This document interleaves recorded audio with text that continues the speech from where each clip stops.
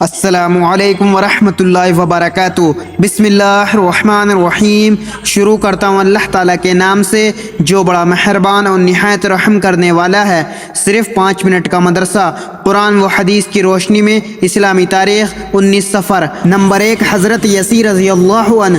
حضرت یسی رضی اللہ عنہ کا تذکرہ قرآن کریم کے سورہ انعام اور سورہ صاد 2 جگہ آیا ہے، جس میں ان کی فضیلت و عظمت کی خبر دی گئی ہے۔ وہ ایک مالدار گھرانے کے فرزند تھے، علاقہ سامرا کے رہنے والے تھے۔ یہ علاقہ کنان فلسطین میں یروشلم کے شمال و مغرب میں بحروم کے ساحل کے قریب واقع ہے۔ حضرت یاسی رضی اللہ عنہ حضرت الیاس رضی اللہ عنہ کے چچا زاد بھائی اور ان کے نائب و خلیفہ تھے۔ شروع میں انہی کے ساتھ رہتے تھے۔ جب حضرت الیاس رضی اللہ عنہ کا انتقال ہوا تو اللہ تعالیٰ نے بنی اسرائیل کی ہدایت و رہنمائی کے لیے ان کو نبی بنایا۔ وہ حضرت الیاس رضی اللہ عنہ کی طرح قوم بنی اسرائیل کو توریت پر عمل کرنے کی ترغیب دیتے اور حق بات ماننے اور سیدھے راستے پر چلنے کا حکم دیا کرتے تھے، اور شرکیہ باتوں سے بچتے رہنے کی تاکید کرتے رہتے تھے۔ نبوت کے ساتھ سیاسی سوجھ بوجھ اور جنگی تدبیر سے بھی خوب واقف تھے۔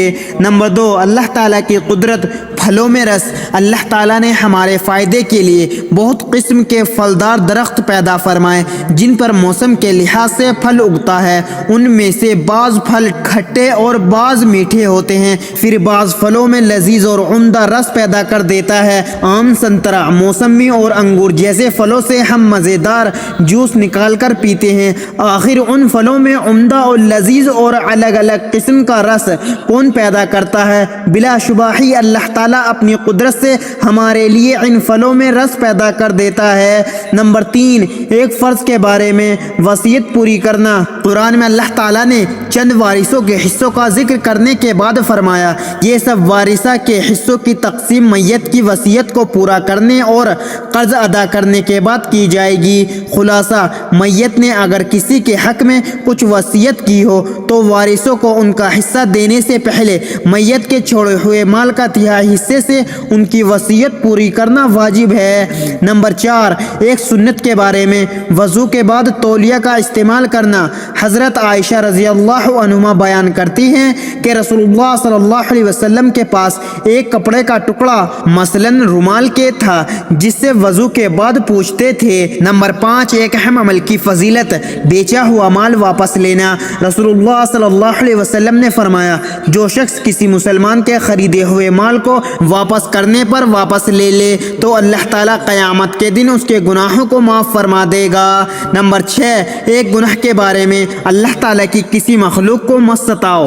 رسول اللہ صلی اللہ علیہ وسلم نے فرمایا، ایک بے درد اور بے رحم عورت اس لیے جہنم میں ڈالی گئی کہ اس نے ایک بلی کو باندھ کے بھوکا مار ڈالا، نہ تو اسے کچھ کھلایا اور نہ اسے چھوڑا کہ وہ زمین کے کیڑے مکوڑوں سے اپنی غذا حاصل کر لیتی۔ نمبر 7، دنیا کے بارے میں عیش و عشرت سے بچنا۔ رسول اللہ صلی اللہ علیہ وسلم نے حضرت معاذ رضی اللہ عنہ کو جب یمن بھیجا تو فرمایا کہ ناز و نعمت کی زندگی سے بچنا، اس لیے کہ اللہ تعالیٰ کے بندے عیش و عشرت میں زندگی بسر کرنے والے نہیں ہوتے۔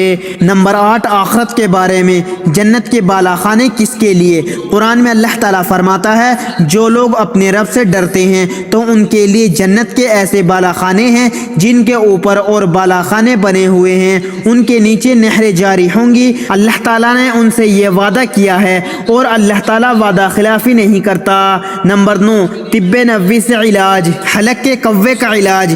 رسول اللہ صلی اللہ علیہ وسلم نے فرمایا، اپنی اولاد کو ہلاک نہ کرو۔ جب کسی عورت کے بچے کو گلے کے کوے کی تکلیف ہو تو عود ہندی کو پانی سے رگڑ کر اس کی ناک میں چڑھائیں۔ نوٹ: کوا گوشت کا لٹکتا ہوا وہ چھوٹا سا ٹکڑا ہے جو آدمی کے شروع حلق میں ہوتا ہے۔ نمبر 10، قرآن کی نصیحت۔ قرآن میں اللہ تعالیٰ فرماتا ہے، تم اللہ تعالیٰ کا عہد پورا کیا کرو جب کہ تم اس کو اپنے ذمے کر لو، اور قسموں کو بھی پختہ کرنے کے بعد مت توڑا کرو۔ اللہ تعالیٰ ہم سب کو ان پیاری حدیث مبارکہ پر عمل کرنے اور اپنی زندگیوں کو سنوارنے کی توفیق عطا فرمائے، آمین۔ مزید اسی طرح کی اسلامک ویڈیو کے لیے اگر آپ نے ابھی تک چینل زمان ملک کو سبسکرائب نہیں کیا تو سبسکرائب کر لیں اور ویڈیو کو لائک اینڈ شیئر ضرور کریں۔ جزاک اللہ، شکریہ۔